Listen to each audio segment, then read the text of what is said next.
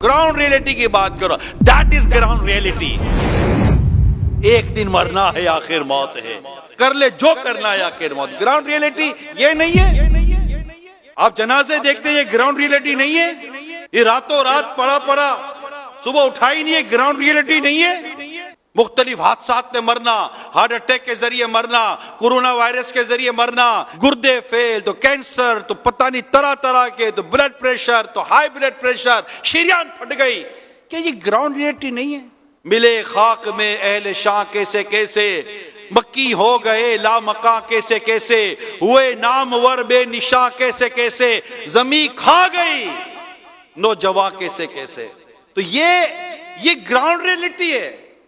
ये हकीकत पर मबनी बातें हैं, ये आंखों से नजर आने वाली बातें हैं। फरमाया गया इससे पहले कि तुम्हारा हिसाब लिया जाए, अपना हिसाब कर लो, अकाउंटेबिलिटी कर लो। Today is the day of action not accountability, and tomorrow is the day of accountability not action. यानी आज अमल का दिन है, हिसाब का नहीं है। कल हिसाब का दिन होगा, अमल का नहीं होगा। कल हमसे हिसाब मांगा जाएगा, कल हमसे हिसाब लिया जाएगा, कल हमसे हमारे हाथ में नामा अमाल दिया जाएगा। हमें कहा जाएगा इसको पढ़ो, हम क्या पढ़ेंगे?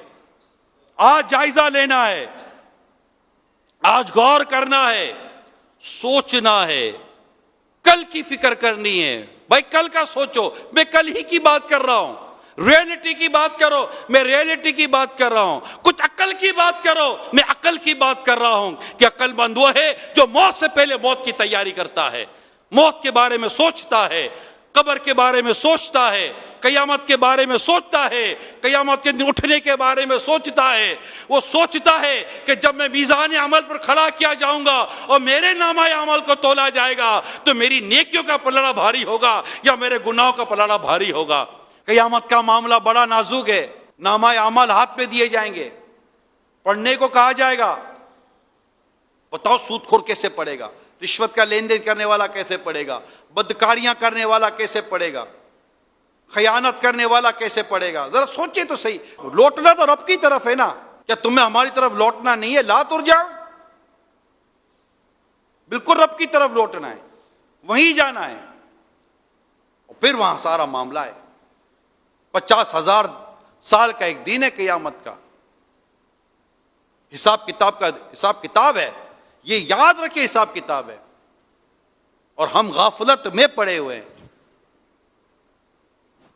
आओ हिसाब किताब की तैयारी करें और अपने आमाल का जायजा लेकर सच्ची तौबा करके नेकियों भरी जिंदगी गुजारें।